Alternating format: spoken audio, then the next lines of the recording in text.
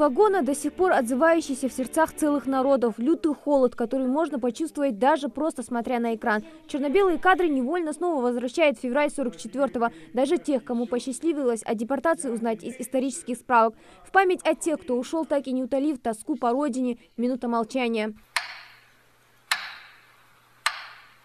Для Елизаветы Бакинхоевой, которая родилась уже в Казахстане, Ингушетия несколько лет оставалась неизвестным, но таким родным краем. О нем неустанно рассказывали ей родители до самого возвращения. Еще до высылки семья жила в Базоркино. Домой вернулись одними из первых в 1956-м. Люди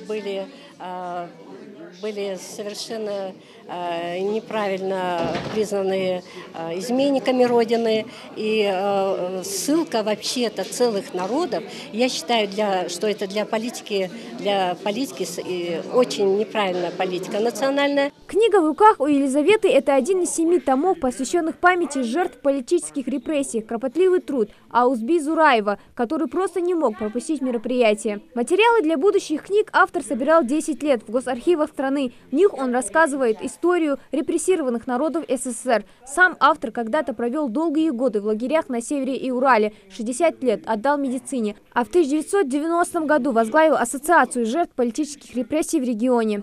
4 тома по Северной Осетии и 3 тома по республикам, краям, областям Советского Союза.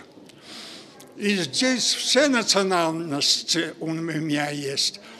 Ну, ингуши я включил сюда, о которых судили до войны, во время войны. Вот. И расстреляли ингуши, все есть у меня в книгах. 15 представителей рода Заурных ушли на защиту Родины.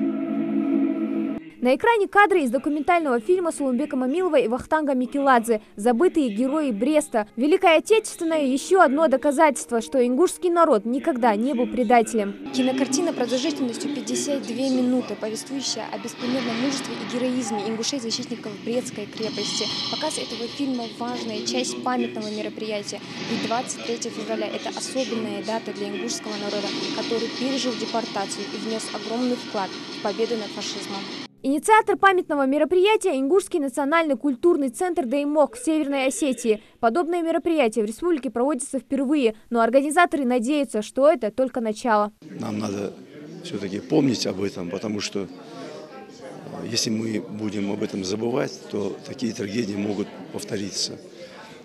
И даже не то, чтобы не повторились, просто чтобы наши потомки знали, через какие испытания пришлось пройти нашему народу, чтобы сохранить язык, традиции, вернуть нам родину. В зале представители различных национальных сообществ Осетии. Люди, которые не делят беду на свою и чужую. Здесь, в республике, проживают представители около 100 национальностей. У нас много общего, у нас общая история есть.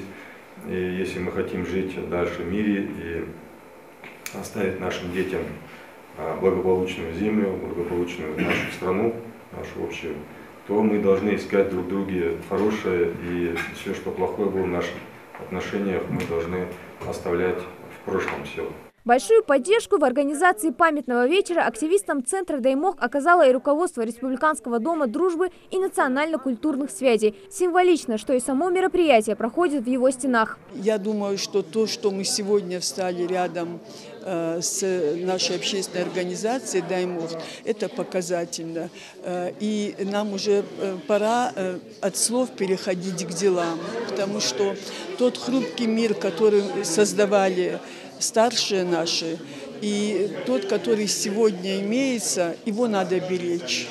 Его надо беречь, его надо передавать из поколения в поколение. И от того, какую мы работу будем проводить, и какую мы работу с нашими детьми, как мы вложим в уста мысли наших детей, от этого зависит завтрашний день всего Кавказа. Всем гостям организаторы раздали символичный кукурузный чурек, испеченный по национальному рецепту, напоминая заветы старших.